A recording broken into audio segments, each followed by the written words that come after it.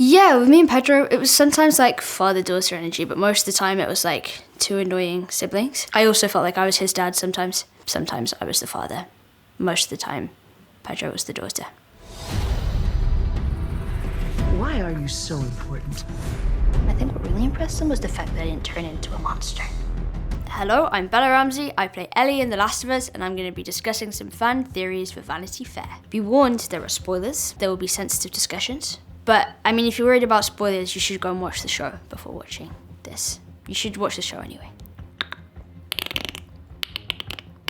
This was posted by Zmanate. Ellie isn't actually immune. The cordyceps are just acting really slowly, causing her to slowly go insane. It is well established that you quickly lose your mind before turning into a runner. This transition into insanity is usually extremely fast, but my theory is that with Ellie, it's extremely slow. This scares me. Oh, Ellie is definitely insane, but like, aren't we all? I'm a bit insane. Does that mean cordyceps is slowly growing in my body? Ellie's quite violent and quite like impulsive, which I guess the clickers sort of are. They're running purely on instinct. But I feel like that's just who she is, but maybe like that's amplified by the slow burning cordyceps. I don't really want to think about it. Yeah, I don't see why this couldn't be true. This is by GNU Linux. They may be able to cure humanity by infecting a generation of mothers. Ellie is immune because her mother was infected shortly before giving birth. Reproducing these circumstances would mean infecting every birthing mother, curing a generation of newborns. I feel like they've just solved the problem. They've just like saved the world with this theory. Like, this is genius.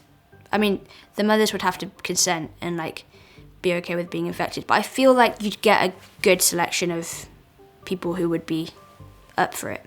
Yeah, this is cool. Haquistador, I quite like that. I think the point of this series is that Ellie is special, but it's not the immunity that makes her important, it's fucking Ellie. She's strong, she's brave, she's capable of violence, but has a huge, unbreakable heart, huge in capital letters. Everyone sees it. Her principal back in the QZ, Riley, Marlene, Tess, Joel, David, everyone sees it, and almost everyone feels an intense instinct to protect her. I think that Ellie is going to grow into a leader who unites the survivors in a way that might most resemble some combination of Kathleen and her brother Michael. The only other outcome would have left the world quite possibly even worse off than it was before, and without Ellie. Joel made the right decision, even if for the wrong reasons, and he will never know why.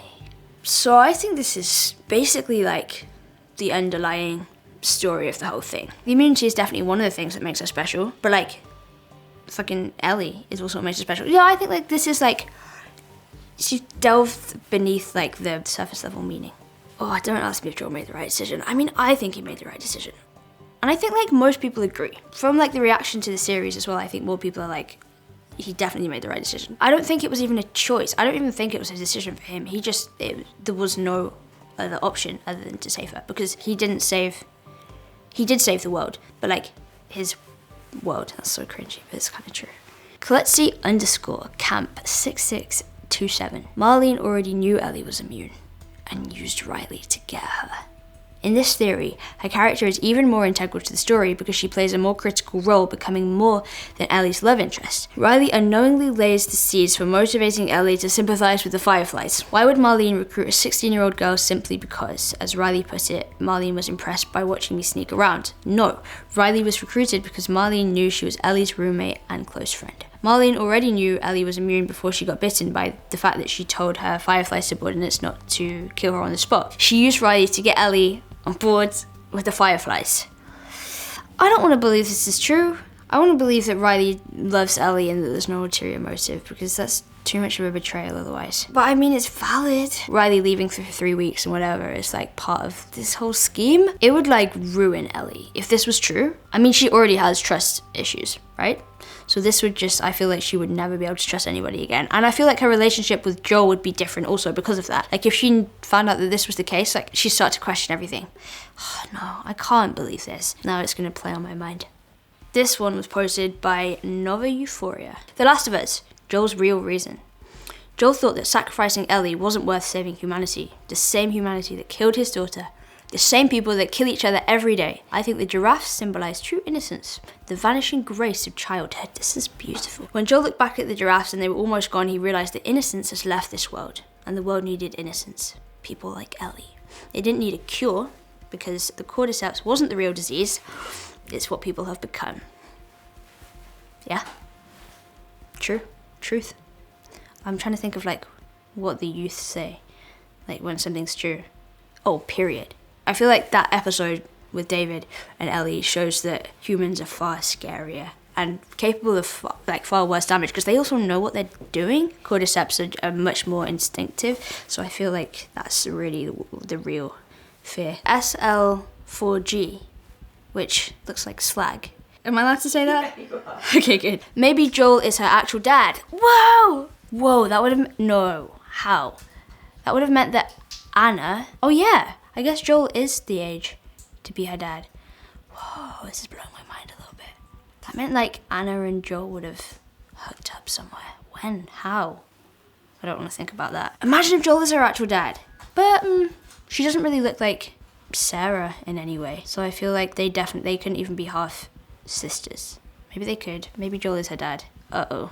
I think Joel is inherently a good dad. I think he was like born to be a dad. He has dad energy, for sure. He would definitely do like bad dad dancing at a party. With me and Pedro, it was sometimes like father-daughter energy, but most of the time it was like two annoying siblings who like love each other and annoy everybody else. I also felt like I was his dad sometimes. I told him to like breathe. Like, it's okay. You're doing a good job. Take a breath. He also did that a lot to me. We were very, very equal in the father-daughter playing ground. This is why I say we're more like siblings. But he definitely like sometimes was like super dad to me, like super dad. This is by Throw the Clown Away 20. I really quite enjoy that name. I watched a TikTok this morning that theorized that the doctors the Fireflies employ are all med school dropouts. No trained, experienced doctor is going to be so impatient and or stupid that they'd get access to one immune person on Earth and just go, okay, let's hack up her brain and hope for the best. FFS. Brain biopsies are a thing that exists and don't require anyone to die, but you don't exactly learn to do that in your first year. That's true. I mean, no one's really been in like formal education for a while. The world was destroyed 20 years ago, and they're just gonna like chop out a brain and not even think about the fact that maybe you could chop out the brain and save humanity and Ellie. Like, why didn't they think of that? Maybe they just really hate me. Okay, the next one. Macklin Vance said, I just realized. Another clue Ellie is immune. She's eating a breaded chicken sandwich, while Joel and Tess are eating beef jerky. If bread equals cordyceps, Ellie is casually flaunting her immunity in front of Joel and Tess.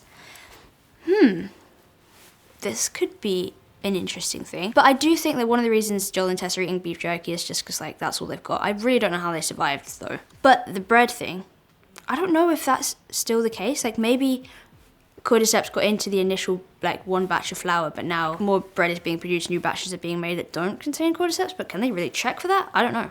At Evil Spork of Death. I haven't used a spork in so long. I interpreted Ellie cutting that zombie with her knife as her testing how human the guy is. She wanted to see the fungus to feel better about it really no longer being human. I think that this Ellie cutting the zombie with her knife, that scene, she's thinking of like Riley and Tess and being like, you killed Riley and Tess, essentially.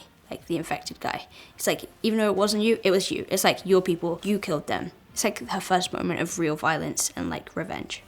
Yeah, she's kind of evil in that moment. I'm kind of into it. Thank you for watching me read these out and listening to my thoughts. Enjoy The Last of Us if you haven't seen it already, and watch out for season 2. It'll be a while, sorry.